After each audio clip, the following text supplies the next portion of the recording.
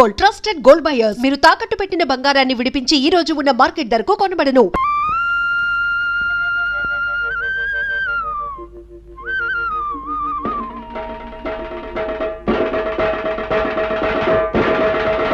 ఇందు మూలముగా సమర్థమైన ప్రజలకి తెలియజేసేదేంటంటే 10 ఏళ్ల క్రితం ఊరొదిలేసి వెళ్ళిపోయిన ముసలయ్యకి, సారా కొట్టు గంగులకి తలం విషయంలో వచ్చిన తగాదాని రేపు రాయుడు బాబు రచ్చబండ దగ్గర తీర్పు చెబుతారు గనక 50 మంది రావాల్సిందహో.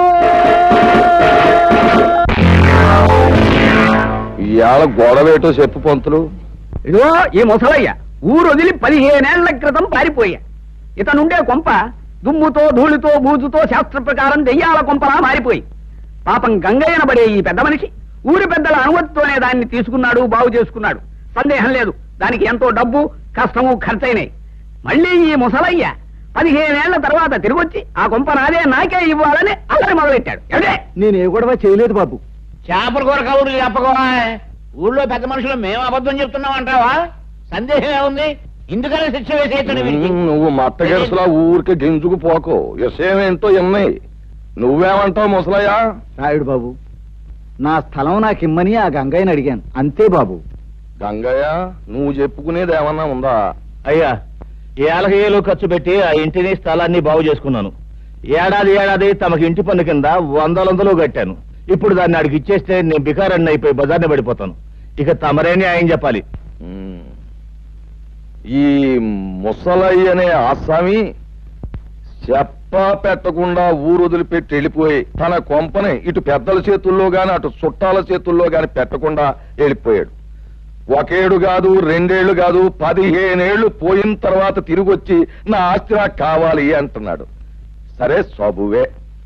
కాని గంగయ్య అనబడే ఈ పెద్ద మనిషి మంచి మనిషి, పెదల తల్లో నాలుకలంటోడు.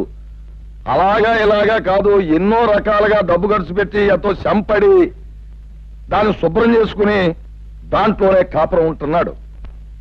పైగా ప్రతి సంవత్సరం పంచాయతీకి పన్ను కూడా కడుతున్నాడు.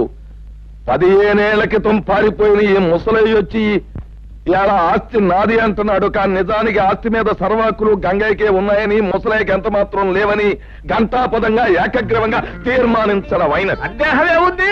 శాస్త్ర ప్రకారం తమరి తీర్పు ఎదురులేని తీర్పు. ఏమంటారు? అన్యాయం, ఇది అన్యాయం. నేను లేనని చెప్పి నా తలం మరొకటి స్వాధీనం చేసుకుంటే అది న్యాయమేనని తీర్పు చెప్పే మీరు పెద్దలు కాదు, దుర్మార్గులు. నాది మరొకటి దోచుకుంటే ఆని దండించక ఆడికి వస్తాసు పలికే మీరు మనుషులు కాదు, రాక్షసులు. నోరు ముయ్. ఏట పొగరమూతు మాటలు. ఆ భాష ఈ ఊళ్ళో చెల్లదు. ఇక్కడ పెద్ద మనుషుల్ని నువ్వు అడ్డమైన మాటలతో అవమానించినందుకు కొరడాతో డజను కాజాలు ఇచ్చి ఊరవతలకి సాగనంపేమని తీర్పు చెప్పడం అయినది. రాముడు, ఇచ్చే కాజాలు.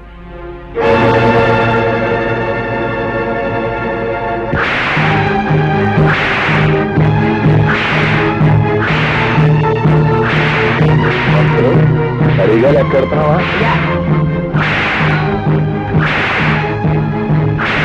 అయ్యా, అవరు ఘనంగా తగవులు విడగొట్టి శాస్త్ర ప్రకారం ధర్మాన్ని నిలబెట్టారు. ఇక మనం బయలుదేరదామా? ఏమిటి?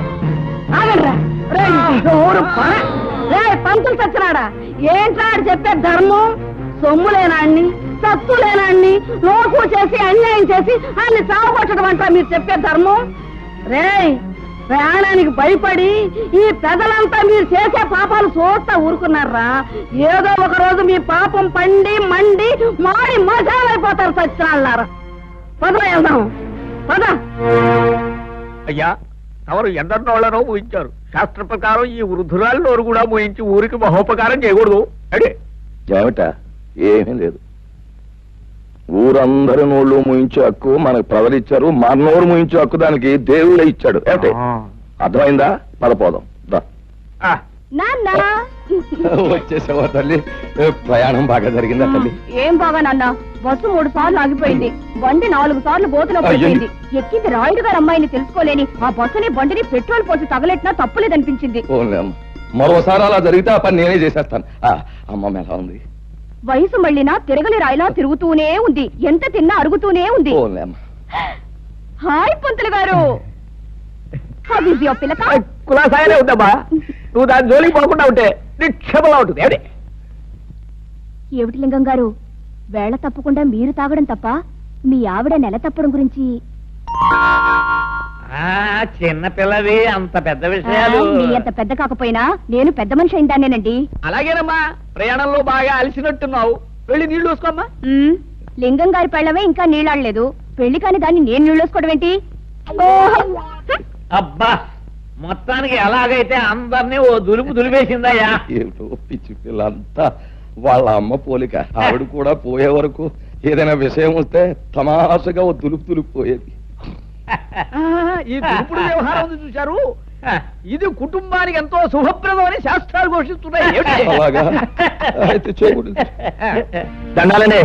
రారా గంగులు, మా వామద్దు పట్నం చేస్తూ పారం తగిలొచ్చాడండి, తమకి ఇచ్చేద్దామని వచ్చానండి. దేవుడురా నువ్వు, తీర్పు నీ తరపున చెప్పావని ఆనందంతో పాడినట్టుగా చేద్దాం. నీ పేరు చెప్పే పుచ్చుకుంటాం ఇల్లు. వస్తానండి. నమస్కారం నాయుడు గారు. రావయా, కూర్చో. రోజంతా కనిపించకపోయినా గ్లాసులు వచ్చేవాళ్ళకి వచ్చి కూర్చుని పోతావు చలపతి. మహర్జాతకం లాగా వారిది మందు జాతకం అండి. ఏమిటి నా బొంద జాతకం.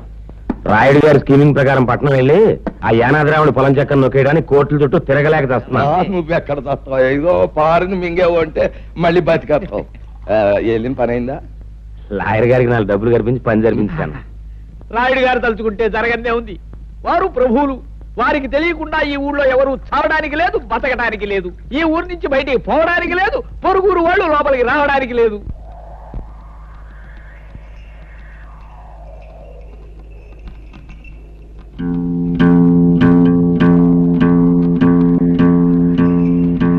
అరివో సాంబా గురు, ఇప్పుడు మనం ఏం చేస్తున్నారా? ఈ ఆట కొట్టి చూపిస్తావు గురు. నువ్వు ఎప్పుడు కరెక్టే. తాజా వార్త, తాజా వార్త. రాయుడు గారి అనుమతి లేకుండా మన ఊరు పొలిమేరలు దాటి ఓ గూడు బండి మన ఊర్లోకి వచ్చేస్తుంది. అందులో ఉన్న ఆసామి ఎవడో కానీ కాసేపట్లో ఇక్కడికి వచ్చేస్తాడు. తాజా వార్త, తాజా వార్త. గూడు బండి అయినా గూడ్సు బండి అయినా సరే మా నాన్న అనుమతి లేకుండా ఊళ్ళో రావడమా? సమ్మతించను. గురు, నువ్వు సమ్మతించినా సమ్మతించినా ముంగోళ్ళ పుడుతూ వచ్చేస్తుంది బండి. పర్మిషన్ లేకుండా రావడమే కాకుండా పైగా మూల తప్పుడు ఒకటే. అదిగో సాంబా గురు, ఇప్పుడు మనం ఏం చేస్తున్నారా? ఆ బండి నాపి శాంతి లేపి ఫటఫట్లాడించి మీ నాన్న పరువు నిలబెడతావు గురు. కరెక్ట్.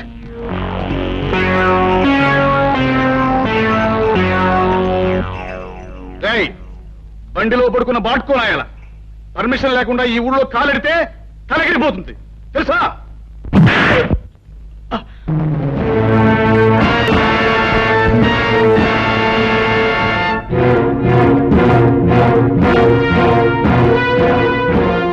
రేయ్, ఈ రాయుడి కొడుకునే తంతావురా? పైగా గేదెలా కాలుతుంటావా? క్లోజ్. ఈ రోజుతో నీ చాప్టర్ క్లోజ్. అయ్యో సాంబా గురు, ఇవాళ వీడిని మనం ఏం చేస్తున్నావురా? ఈ వేళ వీడి చాప్టర్ క్లోజ్ చేస్తాం గురు. ఒరేయ్ రాయుడు కొడక, ఈ ఊరే కాదు, ఈ దేశంలో ఏ ఊరు కూడా ఎవడబ్బ సొమ్ము కాదు. కనుక వచ్చేవారికి అనుమతులు పర్మిషన్లు అక్కర్లేదు. కానీ మా ఊరి పద్ధతి ఏ పద్ధతి అయినా ఈ వేళ నుంచి మారి తీరాలి. ఎందుకంటే మనం దిగాం కనుక. అరివో సాంబా గురు, ఇప్పుడు మనం ఏం చేస్తాంరా? మా గిరిబాబుని వదిలేస్తావు గురు. Not correct, not correct.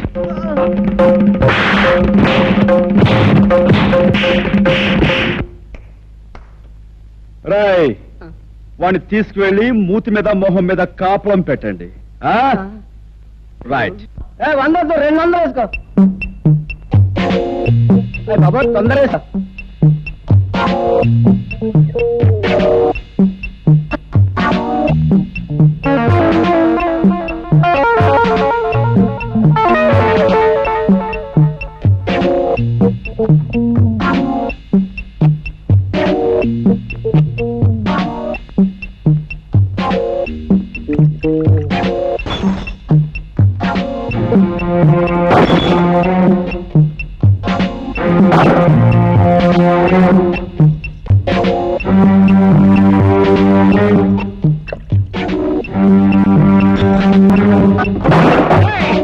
ఎవరా నువ్వు? నిన్ను చెడుగు చేస్తాను. ఈ స్థలం తాలూకా యజమాని అనుమతి లేకుండా నువ్వు ఇక్కడ సారా కొట్టు పెట్టినందుకు నిన్ను ఫుట్బాల్ ఆడించేస్తాను. ఏరా, పడగడుపునే ఫుల్లుగా పుచ్చుకుని వచ్చావా? స్థలము యజమాని అంటున్నావు, ఇక్కడి నుంచి నోరు మూసుకుని వెళ్ళకపోతే అది అలా నోరు మూసుకో.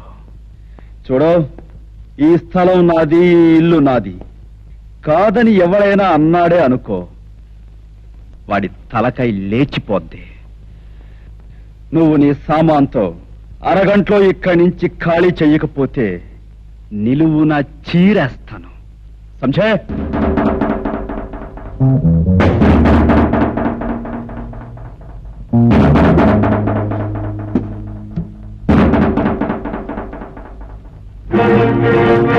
గురు, పరిస్థితి ఏం బాగాలేదు. సామాను సీసాలు సభ్యతమా?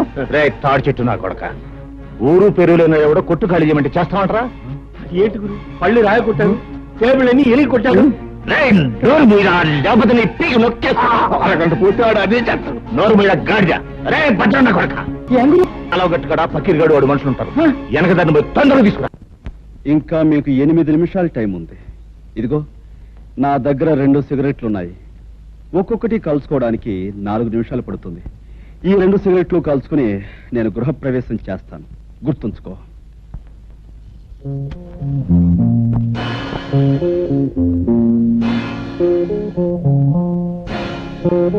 ఆ పకీర్ గారు మనుషులు ఇంకా రాలేదురా? అదృష్టవంతులు వాళ్ళు ఇంకా రారు. ఓరి నా కొడక, నీకు దండం పెడతాను. నువ్వు నోరు మీరా.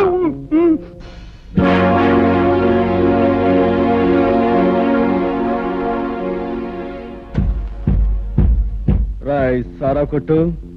2వ సిగరెట్ కూడా వెలిగిస్తున్నాను. గురు, వెళ్ళి చుట్టా కాల్చమని చెప్పండి, టైం కలిసి వస్తుంది. వాడు గట్టిగా దమ్ములాగేస్తున్నాడు గురు. నీకు దాకేద్దామా గురు? అదే మంచిదంటావా? గురు, ఈ ప్రపంచంలో దీనికన్నా మంచి అవకాశం ఇంకా ఏమీ లేదండి. గురు, పకీర్ గారు మనుషులు ఎదుకొచ్చాడు. పకీర్, నీకోసం ఎదురు చూస్తున్నాను. ఆ రోడ్డు మీద కాళ్ళు నిగరదని కూర్చున్నాడే, వాడు నా కొట్టంత బీభత్సం చేశాడు రా. వాడంతా చాల్చాలి. ఎవడు ఆ పిచ్చిగాడ? ఫెడేల్మని కొడితే పాడెక్కుతాడు. సరే గాని ముందు మనోడికి మందు ఇచ్చుకో. రాయ్ గంగులు, నువ్వు కౌరంపిన చిల్లర నా కొడుకులు వచ్చినట్టున్నారు. కావాలంటే ఆయుధాలు కూడా తెచ్చుకో. అమ్మ నా కొడక, పెద్ద రుస్తువులా మాట్లాడుతున్నావే. నీ కథ ఏడుతో ఫినిష్. వీడి సంగతి చూడండి రా.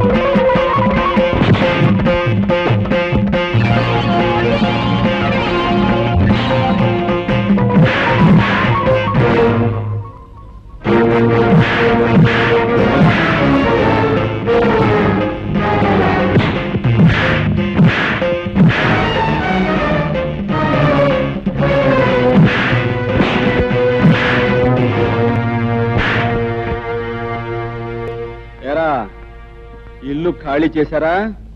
రేయ్, ఇంకా నేనున్నాను రా.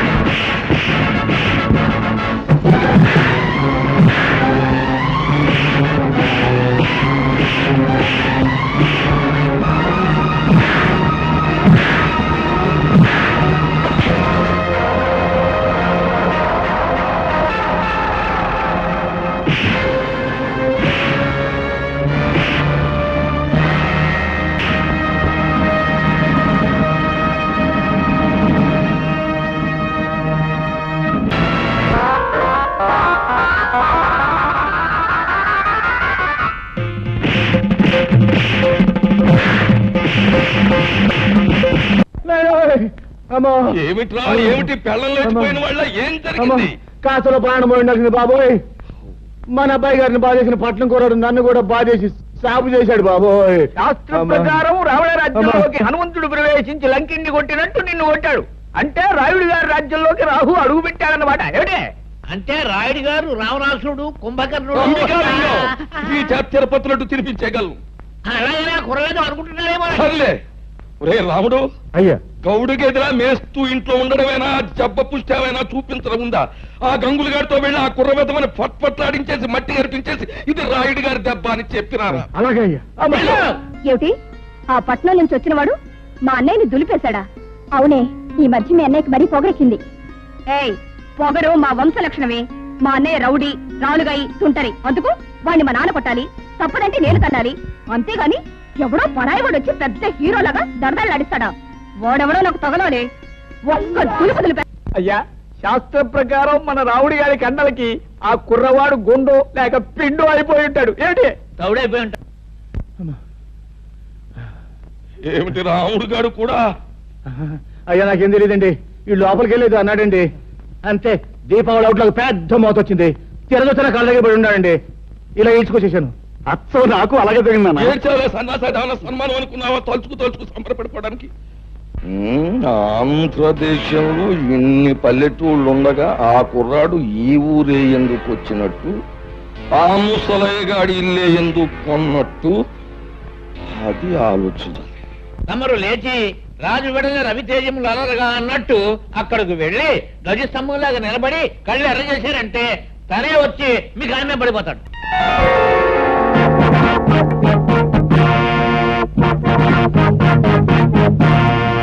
చూడు బాబు, నా పేరు హరి. చాలా చక్కగా ఉంది. Thank you. నన్ను ఈ ఊళ్ళో గంగారాయుడు అంటారు. ఈ ఊరికి పెద్ద దిక్కుని మాట్లాడవేం పంతులు? వీరి మాట వేదని చెప్పింది శాసనం. వీరు తలుచుకుంటే ఏమైనా చేయగలరు. ఏమిటి అయితే కాస్త తలుచుకుని ఇంట్లో సామాను సర్ది పెట్టచ్చుగా. ఓహో, చాలా తెలుగుగా మాట్లాడుతున్నావే. రాష్ట్రం తాలూకు మ్యాప్ తీసుకుని అందులో ఒక పల్లెటూరిని ఎన్నుకొని అందులో ఒక ఇంటిని గుర్తు పెట్టుకుని ఆ ఇంటికి పచ్చ తోరణాలు కట్టినంత మాత్రాన ఆ ఇల్లు నీదైపోతా. అలా కాకపోవచ్చు, కానీ ఇంటి సొంతదారుడికి డబ్బిచ్చి కొనుక్కుంటే అది నాదే అవుతుంది కాదంటారా? ఆ సొంతదారుడు అయిన గంగులకు నువ్వు డబ్బెక్కడిచ్చావు? వాడిని తన్ని నేను కొన్నది ఈ ఇంటి ఓనరు ముసలయ్య దగ్గర. నాదైన ఈ ఇంట్లో ఉన్న గంగుల్ని తనటం నా కర్తవ్యం. ముసలయ్య దగ్గర నువ్వు కొన్నావా? నమ్మకం లేకపోతే ఈ డాక్యుమెంట్స్ చూడండి. నేనే చదవాలా?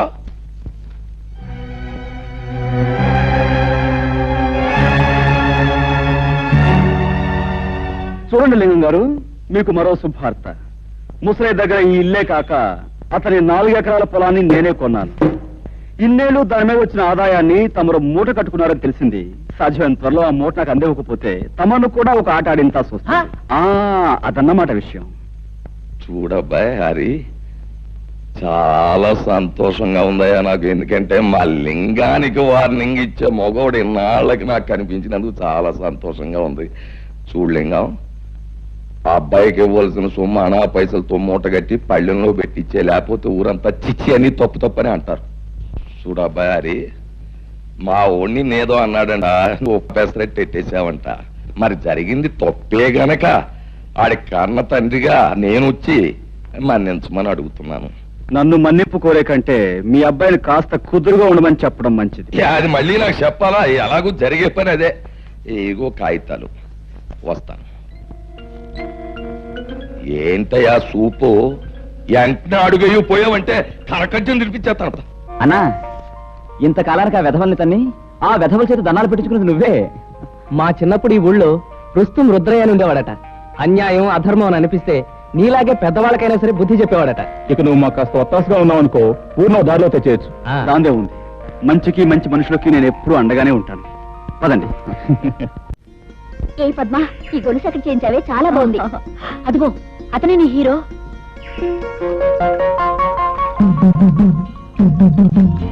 చాక కాదు, చూపులు కూడా హీరోలాగే ఉన్నాడు కదే. ఆగండి, ఈ హీరో గారి జోరేమిటో తేల్చేస్తారు. ఏయ్, నిన్నే. నిన్నే ఏమిటి? పేరు తెలియకపోతే అడిగి తెలుసుకోవాలి. నీ పేరేంటి? ఊళ్ళో మారుమోగిపోతోంది, వినలేదా? సరే ఏదో ఆడపిల్లవి అడిగేవి కాబట్టి చెప్తున్నాను. పేరు హరి. అరైతే గిరైతే ఇక్కడ మగాళ్ళు స్నానం చేయకూడదు. ఓహో, అంటే ఆడవాళ్ళు మాత్రమే చెయ్యాలా? అయితే చెయ్యి, చూస్తాను. లేదు ఆడ మగ ఇద్దరు కలిసి చేయొచ్చంటావా? నువ్వు దిగు, ఇద్దరం కలిసే కానిద్దాం. మాటలు తిన్నగా రాని. నేనెవరనుకుంటున్నావు? వంపులు సొంపులు పొగరు వెగరు సమపాళల్లో ఉన్న ఆడదాని అనుకుంటున్నాను. రైటే కదూ? ఆ రైటు మాట అలా ఉంచు. ఇక్కడ స్నానం చేయడం రాంగు. ఇది మంచినీళ్ల రేవు. ఓహో, అలాగా. అయితే ఓ పని చేయి పాప, ఇది ఏ రేవో ఎవరు ఎందుకు ఉపయోగించాలో మీ బాబుతో చెప్పి ఒక బోర్డు రాయించి మీ అన్నయ్య చేతికిచ్చి ఈ గట్టు మీద రాత్రి పగలు కాపాకాయమను. అతడి కాలక్షేపంగానూ ఉంటుంది, ఈ ఊరు కొత్తగా వచ్చిన వాళ్ళకి ఉపయోగంగానూ ఉంటుంది.